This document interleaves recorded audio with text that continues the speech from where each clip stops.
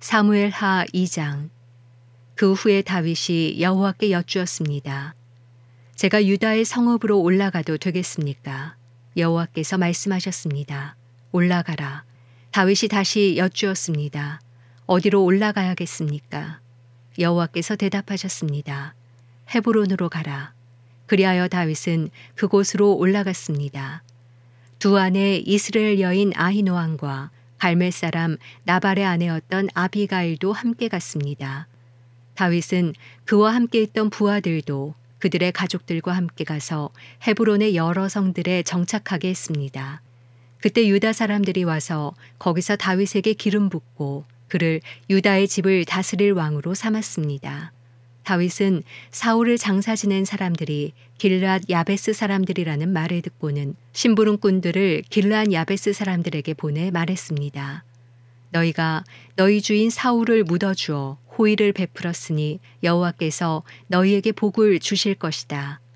여호와께서 너희에게 은혜와 진리를 베푸시기를 빌고 나 또한 너희가 그런 일을 한 것에 대해 그만큼의 보상을 해줄 것이다.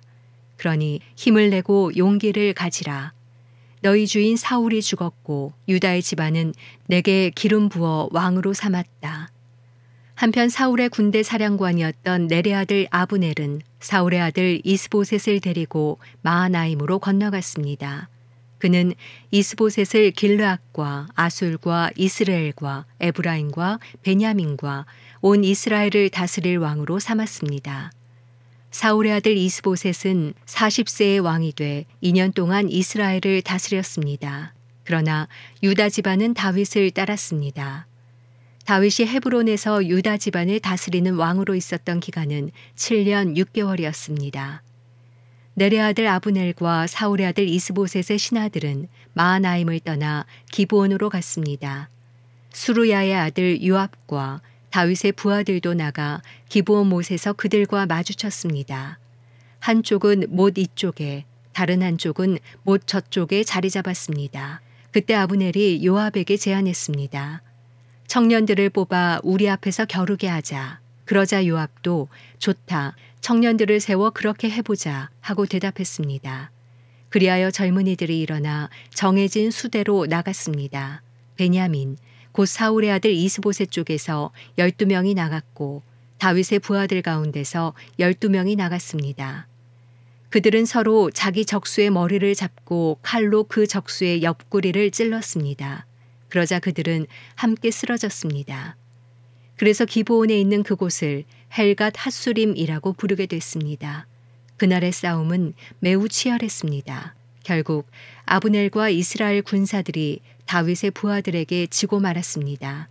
수루야의 세 아들 요압과 아비새와 아사엘이 거기에 있었는데 아사엘은 들 노루같이 발이 빠른 사람이었습니다.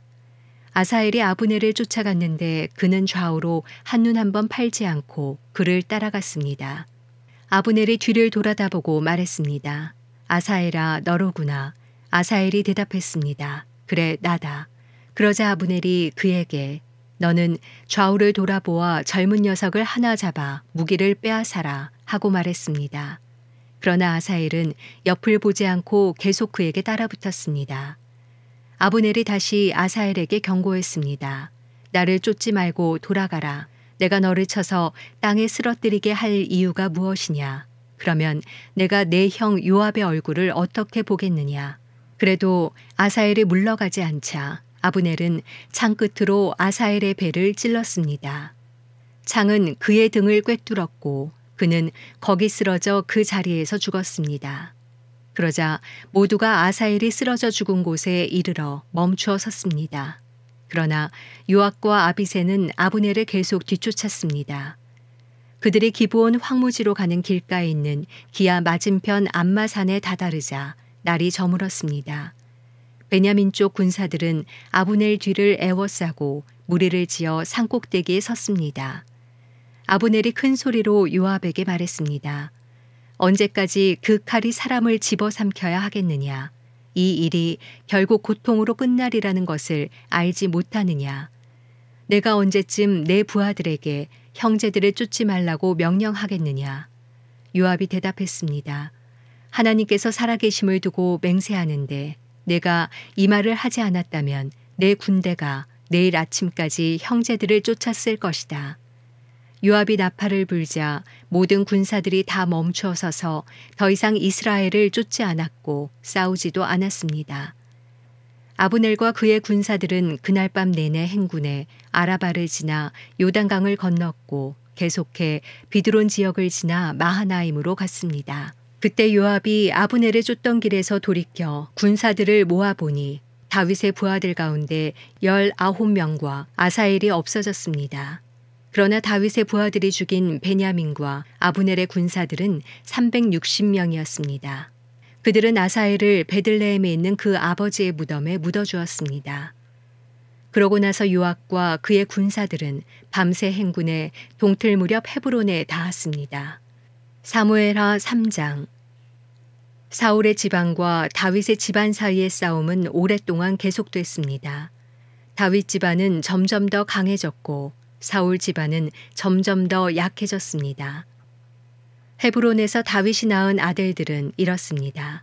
그의 맏아들은 이스라엘 여인 아히노암이 낳은 암논이고 둘째는 갈멜 사람 나발의 아내였던 아비가일이 낳은 길라압이고 셋째는 그술왕 달메의 딸 마아가가 낳은 압살롬이고 넷째는 학기세 아들 아도니아이고 다섯째는 아비달의 아들 스바디아이고 여섯째는 다윗의 아내 에글라가 낳은 이드르암입니다. 이들은 다윗이 헤브론에 있을 때 낳은 아들들입니다. 사울의 집안과 다윗의 집안 사이에 싸움이 있는 동안 아브넬은 사울의 집안에서 자신의 세력을 키워가고 있었습니다. 사울에게 첩이 있었는데 그 이름은 리스바이고 아야의 딸입니다. 이스보셋이 아브넬에게 말했습니다. 어떻게 내 아버지의 첩과 잠자리를 같이 할 수 있소? 그러자 아브넬은 이스보셋의 말에 몹시 화를 내며 대답했습니다. 내가 유다의 개의 머리인 줄 압니까? 오늘까지 나는 당신 아버지 사울의 집안과 그 형제들과 친구들에게 충성을 다했고 당신을 다윗에게 넘겨주지 않았습니다. 그런데 오늘 이 여자 때문에 나를 비난하다니 이제 나는 여호와께서 다윗에게 약속하신 그 뜻대로 행할 생각입니다. 내가 그렇게 하지 않는다면 하나님께서 이 아브넬에게 심한 벌을 내리고 또 내리셔도 좋습니다. 여호와께서는 이 나라를 사울의 집안으로부터 옮겨 단에서부터 브엘세바에 이르기까지 이스라엘과 유다 위에 다윗의 보좌를 세우실 것입니다. 이스보셋은 아브넬이 두려워 더 이상 대꾸하지 못했습니다. 아브넬은 곧 심부름꾼들을 다윗에게 보내 말했습니다. 이 땅이 누구의 것입니까? 나와 조약을 맺읍시다. 내가 당신을 도와 온 이스라엘을 당신에게 돌려드리겠습니다. 다윗이 말했습니다. 좋다. 내가 너와 조약을 맺겠다. 그러나 조건이 하나 있다. 내가 나를 보러 올 때 사울의 딸 미가를 먼저 데려오지 않고서는 내 얼굴을 보지 못할 것이다. 그러고 나서 다윗은 사울의 아들 이스보셋에게 심부름꾼들을 보내 이렇게 말했습니다. 내 아내 미가를 주시오. 그녀는 내가 블레셋 사람 100명의 포피를 대가로 바치고 결혼했던 사람이오. 그러자 이스보셋은 사람을 보내 미가를 라이스의 아들인 남편 발디엘에게서 데려왔습니다. 남편은 바울임까지 울며 아내를 따라왔지만 아브넬이 그에게 그만 집으로 돌아가라고 말하자 그는 되돌아갔습니다. 아브넬이 이스라엘 장로들과 상의했습니다.